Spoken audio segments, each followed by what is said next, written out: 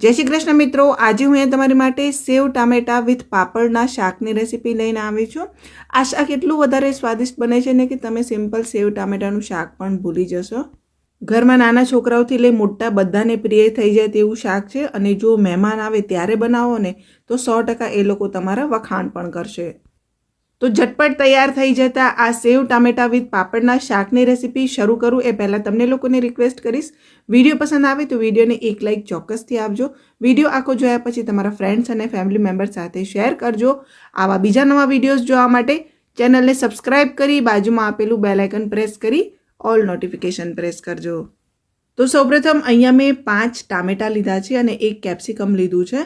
આપણે સેવ ટામેટાનું શાક બનાવી રહ્યા છીએ એટલે ટામેટાં થોડીક વધારે માત્રામાં જ ઉમેરવાના હોય છે અને અહીંયા 3 ટામેટાને હું એકદમ નાની સાઇઝમાં સમારી લઉં છું। એકદમ ઝીણા સમારવાની જરૂર નથી। સેવ ટામેટાના શાકમાં ટામેટાના પીસીસ જો વચ્ચે વચ્ચે ખાવામાં આવે ને તો તે વધુ સ્વાદિષ્ટ લાગતા હોય છે। તો આ રીતે આપણે તેના પીસીસ સમારવાના છે, બહુ મોટા નહીં અને બહુ નાના પણ નહીં। તો 3 ટામેટાં મેં આ રીતે સમારી લીધા છે।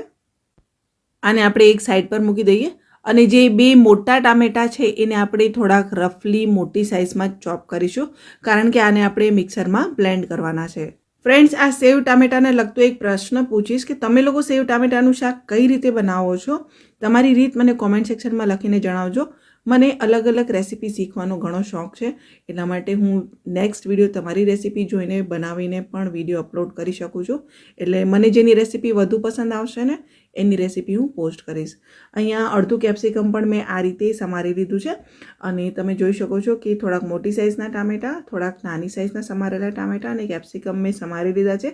હવે જે મોટી સાઇઝના પીસીસ આપણે સમાર્યા છે તેને આપણે અગારોના ગ્રાન્ડ બ્લેન્ડર અને ચોપરથી આપણે તેને બ્લેન્ડ કરી લઈએ। તો આ હેન્ડ બ્લેન્ડર આવે છે અગારોનું અને એ 1000 વોટની મોટર સાથે આવે છે જેમાં બ્લેન્ડર, ચોપર અને વિસ્કર આ 3 ઓપ્શન તમને મળી જાય છે અને ત્રણેય ડિટેચેબલ છે અને તમે તેને ઇઝીલી અલગ કરીને સાફ પણ કરી શકો છો। અને જોઈ શકાય છે કે આ એટલું પાવરફુલ છે ને કે ફક્ત ને ફક્ત 30 સેકન્ડમાં જ આ ટામેટાને આ રીતે એકદમ ફાઇનલી તેણે બ્લેન્ડ કરી લીધા છે। તો અગારોનું આ ગ્રાન્ડ બ્લેન્ડર અને ચોપર જો તમારે પરચેસ કરવું હોય તો તેની લિંક હું તમને ડિસ્ક્રિપ્શન બોક્સમાં આપી દઈશ। હવે આની સાથે આ રીતે ચોપર બાઉલ પણ આવે છે તો તેની અંદર આપણે લસણ, મરચાં અને ડુંગળી આ ત્રણેય વસ્તુ ઉમેરીને ચોપ કરી લઈશું। આની અંદર લસણ, ડુંગળી, મરચાં એકદમ ઝીણું ચોપ થઈ જશે। રિઝલ્ટ હું તમને હમણાં જ બતાવી દઉં છું।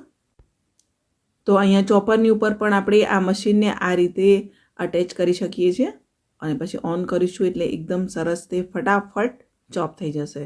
એકદમ ઝીણું ચોપ થાય છે આની અંદર। કોઈ પણ રેસીપી માટે જો તમારે એકદમ ઝીણી ચોપ કરેલી ડુંગળીની જરૂર હોય તો આનો ઉપયોગ તમે કરી શકો છો।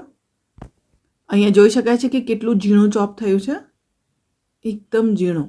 હવે ત્યારબાદ કઢાઈની અંદર હું અહીંયા 3 ટેબલસ્પૂન જેટલું તેલ ગરમ કરવા માટે મૂકું છું।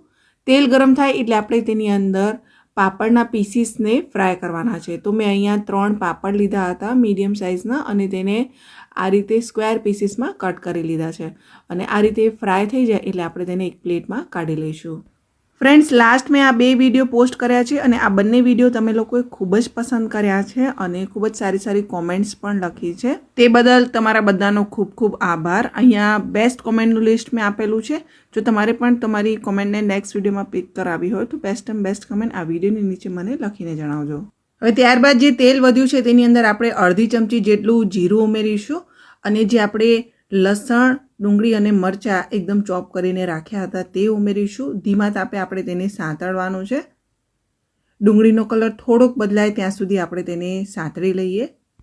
તો આ ડુંગળીનો કલર થોડોક ચેન્જ થયો એટલે આપણે તેની અંદર કેપ્સિકમ ઉમેરીશું અને હવે આ કેપ્સિકમને પણ આપણે સ્લો ફ્લેમ ઉપર 1 મિનિટ માટે સાંતળી લઈશું।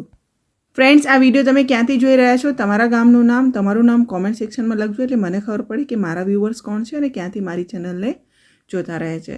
તો આ રીતે કેપ્સિકમને પણ 1 મિનિટ માટે સાંતળી લીધું। હવે આપણે તેમાં મસાલા ઉમેરીશું। તો અડધી ચમચી મેં હળદર પાવડર ઉમેર્યો છે, અહીંયા 1 ચમચી ધાણાજીરું પાવડર ઉમેરીશું અને 1 ચમચી આપણે તેમાં કાશ્મીરી લાલ મરચાંનો પાવડર એડ કરીશું।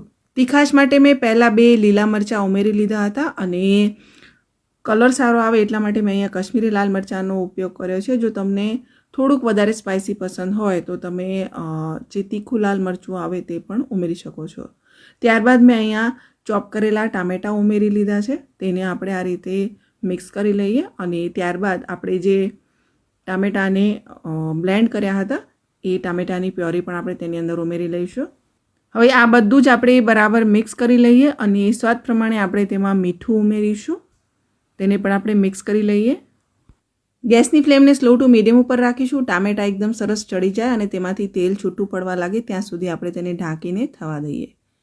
તો લગભગ અહીંયા 4 મિનિટ થઈ ગઈ છે અને તમે જોઈ શકો છો કે ટામેટા એકદમ સરસ ચડી ગયા છે અને તેલ પણ બધી બાજુએથી છૂટું પડવા લાગ્યું છે. તો આપણી આ ગ્રેવી જે છે એ તૈયાર છે. તો હવે આપણે તેની અંદર આ રીતે 1 કપ જેટલું પાણી ઉમેરીશું અને તેને આપણે બરાબર મિક્સ કરી લઈએ. તો તમારે જેટલો રસો જોવે એ પ્રમાણે તમે પાણી વધારે કે ઓછું ઉમેરી શકો છો. જનરલી પાપડ અને સેવ જે છે એ પાણી વધારે એબ્ઝોર્બ કરતા હોય છે એટલે થોડુંક પાણી વધારે જ રાખવાનું અને ઢાંકીને આપણે તેને ધીમા તાપે થવા દઈએ. તો ગ્રેવી તમે જોઈ શકો છો કે એકદમ સરસ તેલ છૂટું પડીને તૈયાર થઈ ગઈ છે. ટામેટાના પીસીસ પણ એકદમ સરસ ચડી ગયા છે અને એકદમ ઢાબા સ્ટાઇલ વચ્ચે વચ્ચે ટામેટાના પીસીસ શાકમાં ખાવામાં આવે ને તો એ વધુ સ્વાદિષ્ટ લાગતા હોય છે. તો અહીંયા એ રીતની ગ્રેવી તૈયાર થઈ ગઈ એટલે આપણે તેની અંદર આ રીતે સેવ અને પાપડ ઉમેરી લીધા છે. ગેસ મેં બિલકુલ ધીમો કરી દીધો છે. ઈચ્છો તો તમે બંધ પણ કરી શકો છો. ગેસ બંધ કર્યા બાદ તમે આ રીતે સેવ અને પાપડ ઉમેરી મિક્સ કરીને ગરમા ગરમ તેને સર્વ પણ કરી શકો છો. તો આ રીતે મેં સેવ અને પાપડ મિક્સ કરી લીધા છે.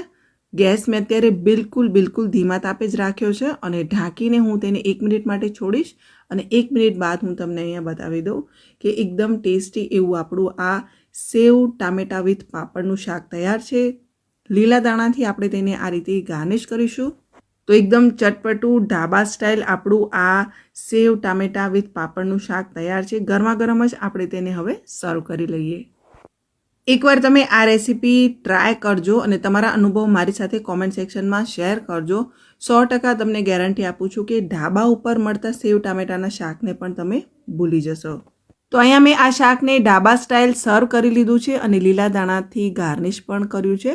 તો ફ્રેન્ડ્સ, આ સેવ ટામેટા વિથ પાપડના શાકની નવી રેસીપી તમને લોકોને કેવી લાગી મને કોમેન્ટ સેક્શનમાં લખીને જણાવજો. વિડીયો ગમ્યો હોય તો લાઇક કરજો, તમારા ફ્રેન્ડ્સ અને ફેમિલી મેમ્બર સાથે શેર કરજો. આવા બીજા નવા વિડીયોઝ જોવા માટે ચેનલને સબસ્ક્રાઇબ કરી બાજુમાં આપેલું બેલ આઇકન પ્રેસ કરી ઓલ નોટિફિકેશન પ્રેસ કરજો. આ વિડીયો જો તમે મારા ફેસબુક પેજ પર જોઈ રહ્યા છો તો મારા ફેસબુક પેજને ફોલો કરી બાજુમાં આપેલું બેલ આઇકન પ્રેસ કરી ઓલ નોટિફિકેશન પ્રેસ કરજો. ઇન્સ્ટાગ્રામ ઉપર હું રેસીપીના રીલ્સ પોસ્ટ કરતી રહું છું તો ત્યાં પણ તમે અમારા પેજને ફોલો કરી લેજો. તો બસ અત્યાર માટે આટલું જ. ફરીથી મળીશું એક નવી રેસીપી સાથે. ત્યાં સુધી તમને બધાને મારા જય શ્રી કૃષ્ણ.